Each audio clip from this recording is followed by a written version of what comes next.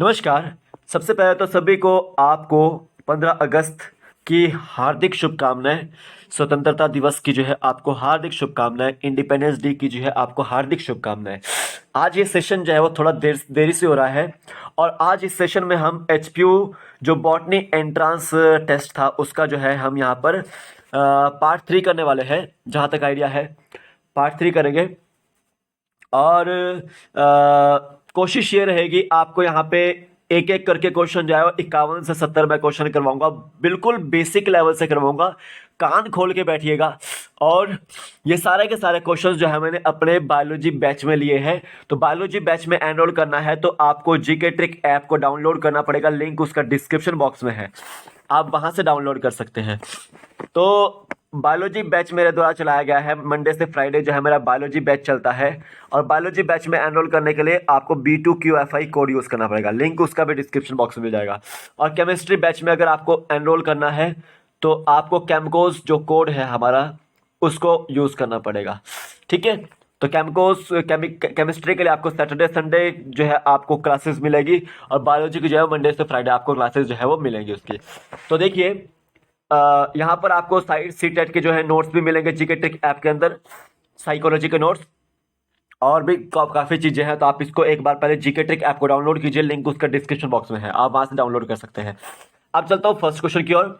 51 first question था आपका, bulliform cells are found in. तो देखो बुलिफॉर्म सेल जो होते हैं आपके वो एक तरह से बबल शेप्ड जो है वो सेल्स देखने को मिलते हैं। बबल शेप्ड सेल्स आपको ये देखने को मिलेंगे। कहां पर? बबल शेप्ड जो सेल्स आपको देखने को मिलेंगे। जनरली जो बुलिफॉर्म सेल्स होते हैं वो मोनोकॉट्स जो लीफ होती है, मोनोकॉट जो लीफ होती है उसके अपर सरफेस पर आपको देखने को मिलते हैं। यानी कि एडेक्सियल जो सरफेस होता है उसको वहां पर आपको बुलिफॉर्म सेल्स जो है देखने को मिलते हैं। और जनरली वीट में और मेज में आपको बुलिफॉर्म सेल्स देखने को मिलेंगे। तो ए ऑप्शन इसका बिल्कुल राइट आंसर है। ठीक है, याद रखना है आपको। अब देखिए आगे देखिए, मल्टीलेयर्ड एपिडर्मिस अकर्थिन। जो मल्टीलेयर्ड जो एपिडर्मिस होता है वो आपको कहां देखने को मिलेगा? तो मल्टीलेयर्ड एपिडर्मिस आपको नीरियम में देखने को मिलता है।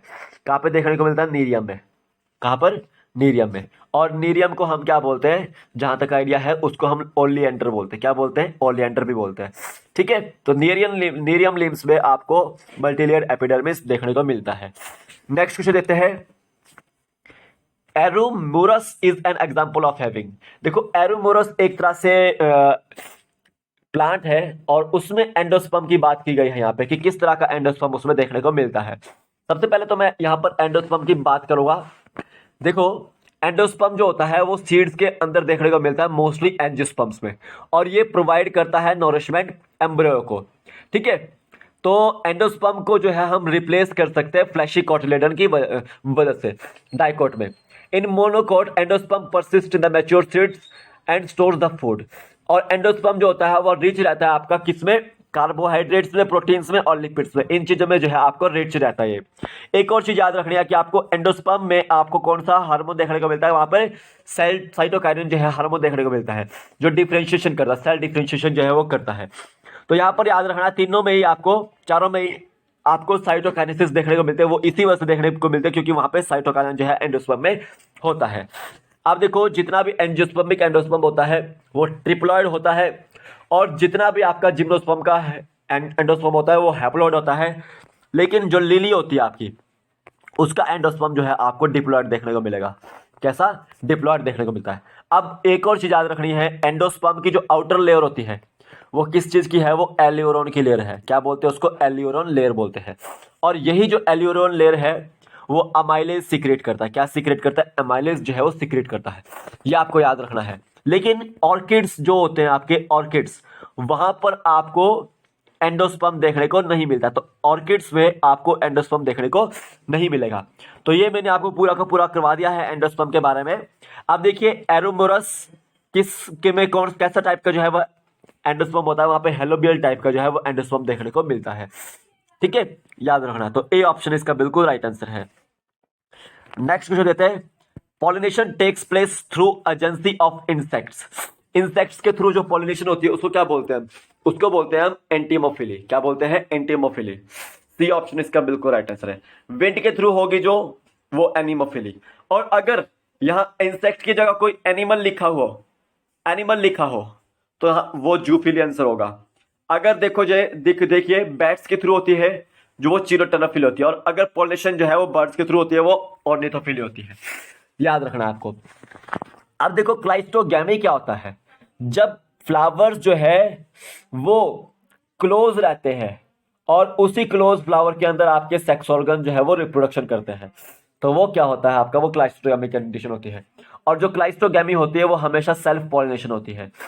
अब चैस्मोगैमी क्या होता है, चैस्मोगैमस क्या होता है, इसमें ये चीज याद रखनी है। चैस्मोगैमस होता है यहां पर क्रॉस पॉलिनेशन देखने को मिलती है, और यहां पर जो फ्लावर रहता है वो खुला रहता है, और वो एंथर जो है वो स्टिग्मा तक जो है वो शेड करता है। ठीक है, तो क्लाइस्ट्रोगैमी और चैस्मोगैमी में आपको अंतर पता होना चाहिए। अब देखिए 55th क्वेश्चन है, closure of stomata in normal plants can be induced bye.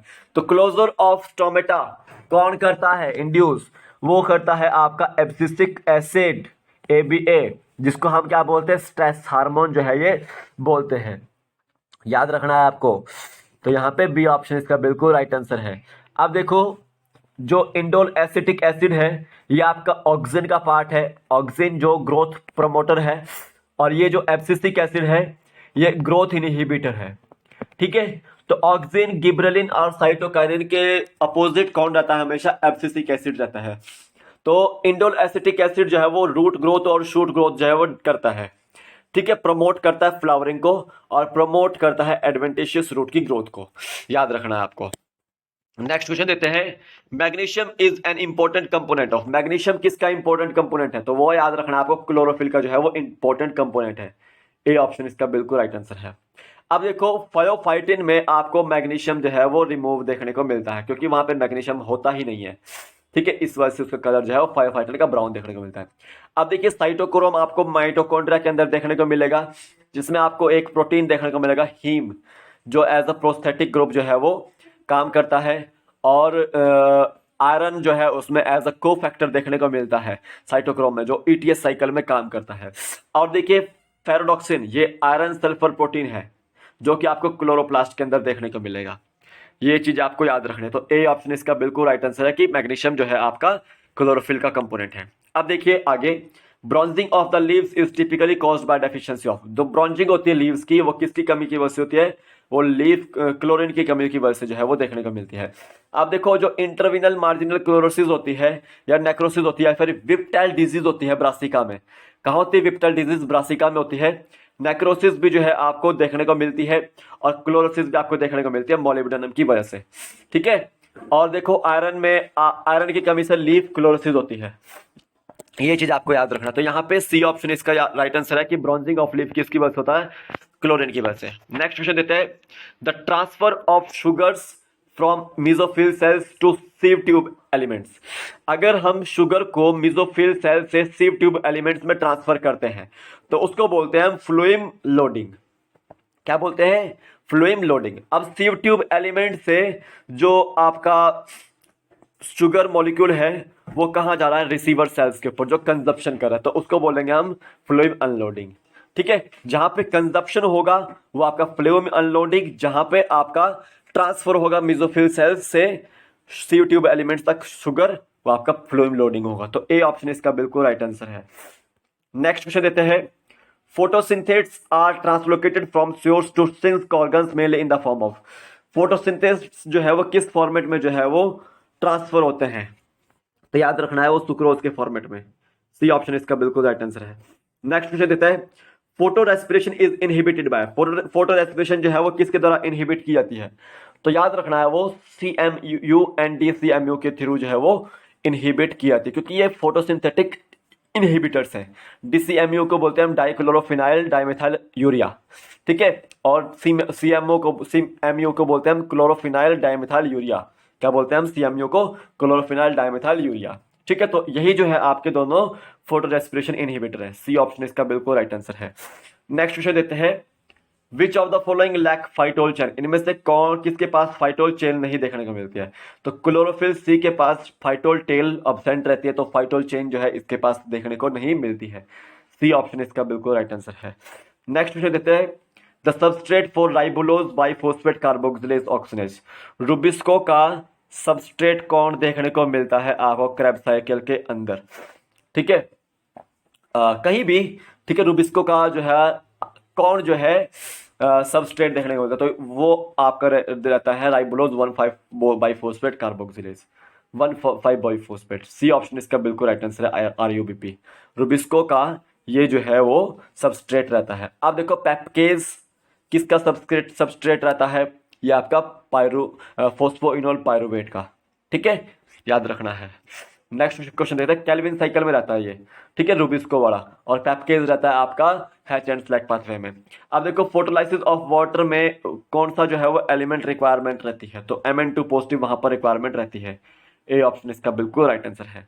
Next question देते हैं, value of respiratory quotient is more than 1 when respiratory substrates are. Respiratory quotient में इनमें से किसकी जो वैल्यू है वो 1 से ज़्यादा रहती है।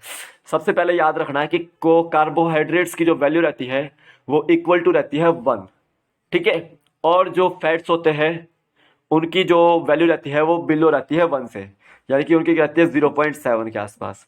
और जो प्रोटीन्स होते हैं उनकी जो रेस्पिरेटरी कोशेंट की वैल्यू रहती है वो आपकी 0.5 से 0.9 के आसपास रहती है, ठीक है।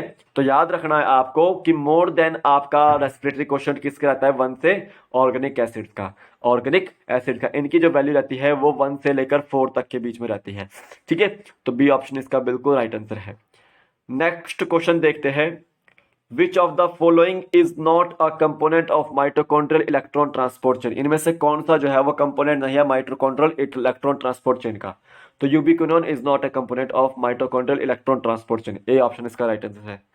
नेक्स्ट क्वेश्चन देते हैं, net gain of ATP molecules in complete और aerobic breakdown of 1 molecule of glucose. तो एरोबिक ब्रेकडाउन ऑफ ग्लूकोज जब होता है आपका तो उसमें कितने एटीपी बनते हैं, तो 38 एटीपी बनते हैं, जिसमें से 2 कंज्यूम हो जाते हैं NADH को तोड़ने में। तो 36 एटीपी जो है हमको नेट गेन एटीपी मिलता है। सी ऑप्शन इसका बिल्कुल राइट आंसर है।